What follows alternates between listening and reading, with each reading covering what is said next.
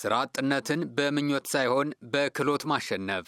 በአራዳ ክፍለ ከተማ የሚገኙ ወጣቶች ዛሬ የነገ ተስፋቸውን በገዛ እጃቸው መጻፍ ጀምረዋል። ትምህርታቸውን አጠናቀው ስራ ተጠባባቂ የነበሩ ወጣቶች አሁን ወደ ምርታማነት ተሸጋግረዋል። የአራዳ ክፍለ ከተማ አስተዳደር ስራና ክሎት ጽሕፈት ቤት ወጣቶቹን ዝም ብሎ ወደ ስራ አላሰማራም። በመጀመሪያ የልል ክሎትና የቴክኒክ ስልጠናዎችን በመስጠት ለገበያው የሚመጥን አቅም እንዲገነቡ አድርጓል። ይህም በርካታ ወጣቶችን የቋሚ ስራ ዕድል ተጠቃሚ እንዲሆኑ ማድረግ አስችሏል። ስልጠናው ለ6 ወር ነበረ።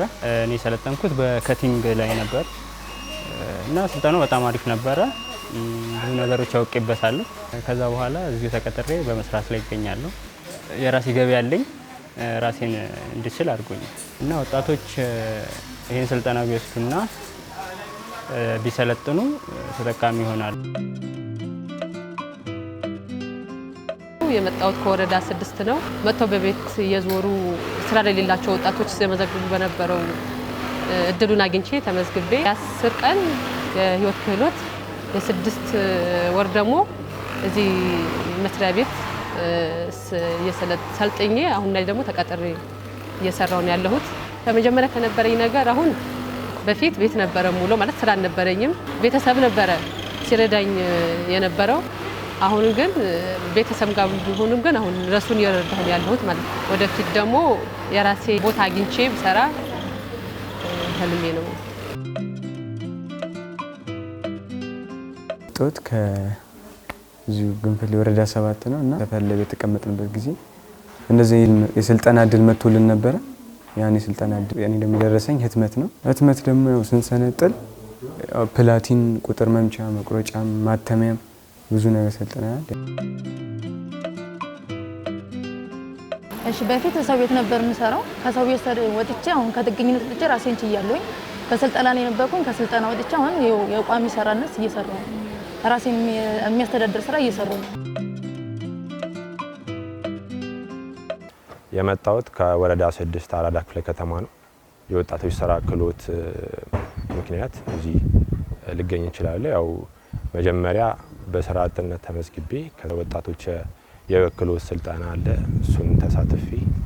እሱን አድል አግኝቼ እሱን ተሳትፌ በአውቶ መካኒክ ዘርፍ ሰልጥኜ አሰልጥነውን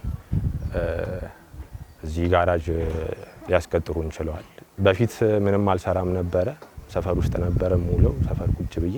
አሁን ግን እንደዚህ አይነት የስራ እድል አግኝቼ ልሰራ ችያለሁ። አሁን ከራሴም አልፌ ቤተሰቦችን እያገዝኩ እገኛለሁ። ወጣቱን ማስተላልፈው ነገር ምንድነው? እንደዚህ አይነት አጋጣሚዎችን በመጠቀም እሱ ላይ በመሳተፍ ያገኙትን እድል በመጠቀም ለስራ መዘጋጀት ይኖርባቸዋል ብዬ አስባለሁ።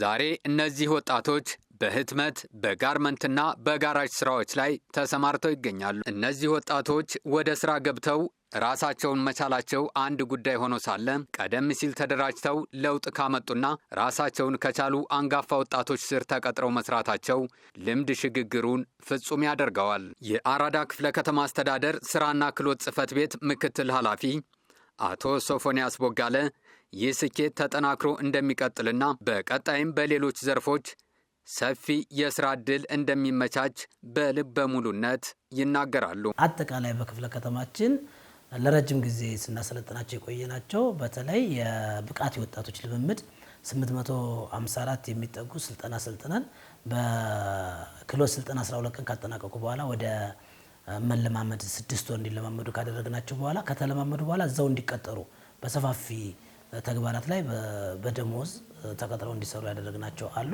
በዚህ ስራ ላይ ሰፊ ወጣቶች ተሳትፎ አድርገው ስራቸውን እየሰሩ ይገኛሉ። በዚህም ውጤታማ እና በጣም የተሻሉ ስራዎች እየሰሩ ያሉ መሆኑን በደንብ በሱፐርቪዥንም በክትትልም ያረጋግጥንበት ሁኔታዎች እንዳለ አይተናል። በአጠቃላይ በወጣቶች ብቃት ልምምድ ላይ ተለማምደው የተሻለ ስራ ሰርተው ጥሩ ደሞዝ ተከፍሏቸው እንደዚሁም ደግሞ የሀገሪቱን ኢኮኖሚ ጭምር ከፍ ለማድረግ የሚሰሩ እንዳሉ ማረጋገጥ ያስፈልጋል ማለት ነው። እየሰሩ ያሉ እንዳሉ ማለት ነው። ስለዚህ ይሄን ደግሞ እዛን ለማምዶ ለምሳሌ ተለማምዶ በራሱ የተሻለ ነገር ብሎ ተኪ ምርትን ጭምር የማምረት ስራ እየተሰራ እንደሆነ በደንብ ላቅ ያለ ስራ እየተሰራ እንደሆነ በደንብ ማየት ማረጋገጥ ተችሏል። በክፍለ ከተማችንም ላይ በሁሉም ኢንተርፕራይዞቻችን ዙሪያ ያሉትን እንቅስቃሴ የተሻለ እንቅስቃሴ እያደረጉ መሆኑን አረጋግጠናል ማለት ነው። በመጨረሻም እንደ ክፍለ ከተማችን ሰፊ የስራ ዕድል ፈጠራ እየፈጠርን ነው። የስራ ዕድል ፈጠራው በተለያየ ዘርፍ ላይ የሚፈጠሩ የስራ ዕድል ፈጠራዎች በዜጋው ላይ በወጣቱ ላይ በጣም ደስ የሚሉ ውጤት እያመጣ እንደሆነ አይተናል። ከዛ በተጨማሪ ወጣቱ ተደራጅቶ ተቀናጅቶ እንዲሰራ በወጣት ልምምድ ላይ ተመዝግቦ ወጣቱን ተለማምዶ ስልጠናውን እንዲሰራ እንደዚሁም ደግሞ በተለየ ጸጋ ላይ በቅጥርም በማደራጀት ለማስገባት ወጣቱ ወደ ስራና ክህሎት መምጣት አለበት፣ መደራጀት አለበት፣ ውጤት ማምጣት አለበት፣ መስራት አለበት፣ መጠናከር አለበት፣ ራሱንም ሀገሩንም መቀየር አለበት። ይህ ጥረት የአንድ ወጣት ህይወት መቀየር ብቻ አይደለም፣ የሀገር ኢኮኖሚ በጽኑ መሰረት ላይ መገንባት እንጂ። በአራዳ የተጀመረው ይህ ብሩህ ጉዞ ለሌሎችም አርአያ የሚሆን ተግባር ነው። ሌሎች ስራ አጥ ወጣቶችም የወንድምና እህቶቻቸውን አርአያነት በመከተል ወደ ስራ በመግባት የሀገራቸውን ኢኮኖሚ እንዲገነቡ ህይወታቸውንም እንዲቀይሩ መልእክታችንን እናስተላልፋለን።